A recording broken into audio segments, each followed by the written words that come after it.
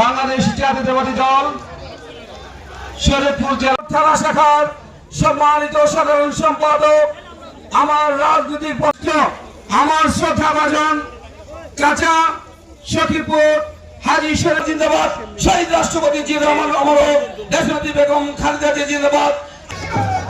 BNP Shariatpur জেলা শাখার সংগ্রামী সাংগঠনিক সম্পাদক, আপনারা মিছিল বিশ্বাস করে দয়া করে আপনারা সংগ্রহণ করবেন, দয়া করে আপনারা সংগ্রহণ করবেন।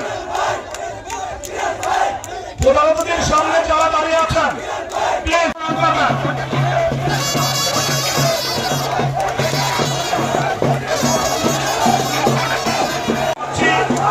আপনারা মিছিল বিশ্বাস করে যারা সংগ্রহণ করবেন, যারা সংগ্রহণ করবেন সবাইকে ধন্যবাদ এবং অভিনন্দন।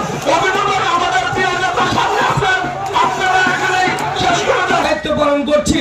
এই দ্বিতীয়বারের মতো কাছিকাটার মাটিতে এসেছি, দ্বিতীয়বারও দেখতে পাচ্ছি যে কাছিকাটার মাটি। এবং সালাম, আসসালামু আলাইকুম। প্রিয় নেতৃবৃন্দ, বাংলাদেশ জাতীয়তাবাদী হোসেন বাবু বকর মঞ্চ বিশিষ্ট শাখার সংগ্রামী যুগ্ম সংগ্রামী সদস্য সচিব জনাব বাবু বাকাউ,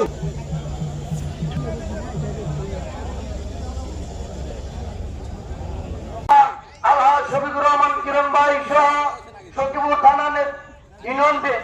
থানা বিএনপি সকল অঙ্গ সংগঠনের নেতৃবৃন্দ, আসসালামু আলাইকুম। অঙ্গ সংগঠনের উদ্যোগে আজকে 31 দফা বাস্তবায়নের লক্ষ্যে আজকে জনসভার সম্মানিত সভাপতি মঞ্চে উপস্থিত যাকে আমাদের প্রিয় অভিভাবক জননেতা জনাব শফিকুর রহমান কিরণ, মঞ্চে উপস্থিত আছে বিএনপির সম্মানিত সাংগঠনিক সম্পাদক, যার এত জনপ্রিয়তা আমি কখনো কল্পনা করতে পারি নাই।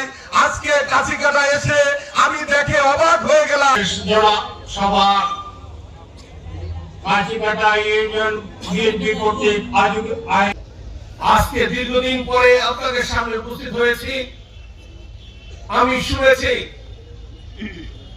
এই কাছিকাটা মানুষ নির্যাতিত, কাছিকাটার মানুষ চাঁদা দিতে হয়, কাছিকাটার মানুষ জমি বিক্রি করতে গেলে টাকা দিতে হয়, জমি কিনতে গেলে টাকা দিতে হয়। আজকে যারা এই কথাগুলি বলছেন তারা গত 7 মাস 8 মাস আগে কি অবস্থায় আপনারা ছিলেন সেই সাথে বিবেচনা করে দেখেন।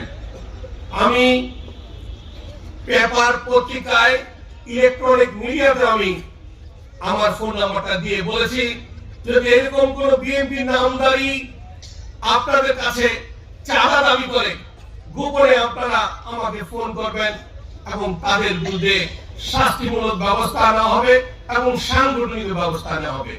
কোন চাঁদাবাজের স্থান শফিকুর রহমান কিরণের রাজনীতিতে সুযোগ নাই। কোন সন্ত্রাসীর স্থান শফিকুর রহমান কিরণ প্রশ্রয় দেয় না। আমি বিশ্বাস করি একটি শান্তিপূর্ণ সহাবস্থান থেকে রাজনীতি বিশ্বাস করি, যে রাজনীতিতে সমাজের উন্নতি হবে, যে রাজনীতিতে সমাজ পরিবর্তন হবে, যে রাজনীতিতে আমার গরিব ওই ভাইটা করে আতঙ্কিত হয়ে থাকবে না, আমি সেই রাজনীতিতে বিশ্বাস করি। আমি বিশ্বাস করি রাজনৈতিক নেতার কোন প্রতিবন্ধকতা থাকবে না, রাজনীতির নেতার কোন ব্লক থাকবে না যে তার কাছে দেখা করতে গেলে কিছু চামচাদের মাধ্যমে অর্থের বিনিময়ে রাজনীতি নেতার সাথে দেখা করতে হয়। সেই অবস্থায় আমি রাজনীতি করতে চাই না। যে রাজনীতিক নেতাকে সুখে দুঃখে পাশে পাওয়া যায় আমি সেই রাজনীতি করতে চাই। আমি বাংলাদেশের এই শরীয়তপুর 2 নির্বাচনী এলাকার রাজনীতিক পট পরিবর্তন করতে চাই। এই রাজনীতি হবে ইমানের সহিত রাজনীতি করবে, যারা মানুষকে কষ্ট দিবে না, যারা মানুষকে দুঃখ দিবে না, যারা মানুষের ন্যায্য অধিকার বুঝিয়ে দিতে পারবে, যারা মানুষের ভাগ্যের পরিবর্তনের জন্য কাজ করবে, যারা দেশের জন্য কাজ করবে, আমি সেই একজন হতে চাই। যারা এটা করবে না তাদের রাজনীতি আজকে দেখেছেন, অনেকে মন্ত্রী ছিলেন, অনেকে এমপি ছিলেন, কিন্তু আজকে তাদের অবস্থান কোথায়? আমরা তাদেরকে আসতে দিতে চাইলেও তারা কিন্তু আসবে না। তার কারণ রাষ্ট্রের কোষাগার থেকে যে লুটপাট করে অর্থ পাচার করে দিয়েছেন, সাধারণ মানুষের সাথে কমিটমেন্ট করে ভোট ছিনিয়ে নিয়ে নিজের ভাগ্যের পরিবর্তন করেছেন, দেশের ভাগ্যের পরিবর্তন করে নাই। 16 বিলিয়ন টাকা বাংলাদেশ থেকে বিদেশে পাচার হয়ে গেছে। এই টাকা আপনার, এই টাকা আমার। আজকে থেকে 17 বছর আগে যে রাস্তাঘাটগুলি দেখে গিয়েছিলাম, আজকে থেকে 17 বছর আগে যে অবস্থা দেখে গিয়েছিলাম, সেই অবস্থার পরিবর্তন হয়নি।